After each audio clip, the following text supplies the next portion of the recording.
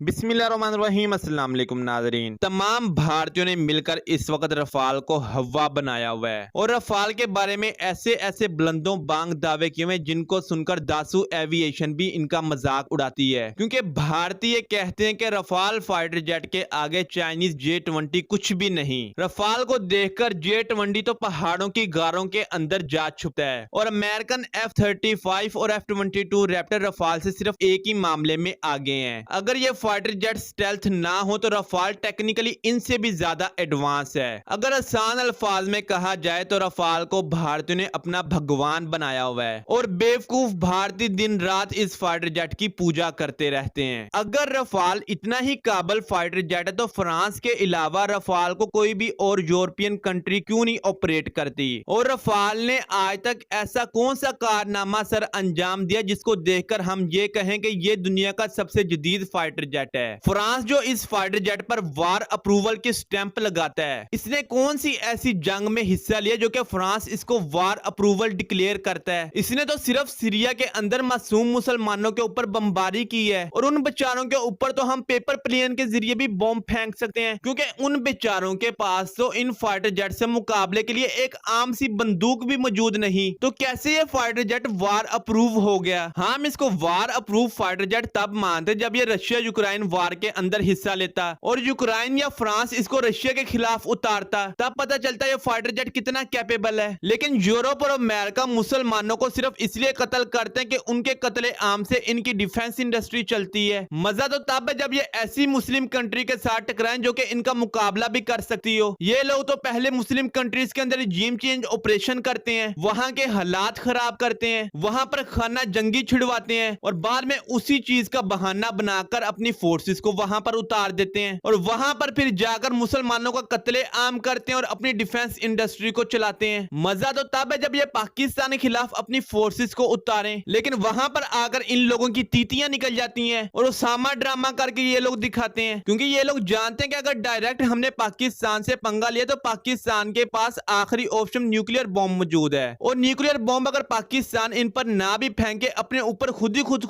हमला कर ले तो फिर भी इन लोगों की जई तई फिर जाएगी और कई सालों तक फिर सूरज नहीं निकलेगा और ये लोग भूख से मर जाएंगे। खैर, हम रफाल के मामले को डिस्कस कर रहे थे, चले मान लेते हैं कि रफाल फाइटर जेट दुनिया का बेस्ट फाइटर जेट है, तो फिर मोदी हुकूमत को चाहिए कि अपने पायलट्स को उड़ते हुए तबूतों में बिठाने की बजाय नए रफाल फाइटर जेट से खरीद दे। क्यों बिला वजह तेजस के ऊपर टाइम जाया कर रही है? लेकिन नहीं, भारत ने इस साइड पर नहीं आना। रफाल एक भगवान है, ये भारत मानता है, लेकिन भगवान को बड़ी तादाद के अंदर हमने इंडक्ट नहीं करना, क्योंकि कहीं बाकी भगवान भारत से नाराज ना हो जाएं। बस तेजस को लेकर इन्होंने बीन बजानी है, क्योंकि ये लोग जानते हैं कि जिस बिल के आगे ये लोग बीन बजा रहे हैं उसमें से सांप बाहर नहीं आने वाला, इसलिए बस बीन बजाए जाओ और अपनी अवाम का मनोरंजन किए जाओ। खैर, ये थी भारत के एक नए भगवान के ऊपर वीडियो। उम्मीद है आपको वीडियो पसंद आई होगी। मिलते हैं अगली वीडियो में, तब तक के लिए अल्लाह हाफिज।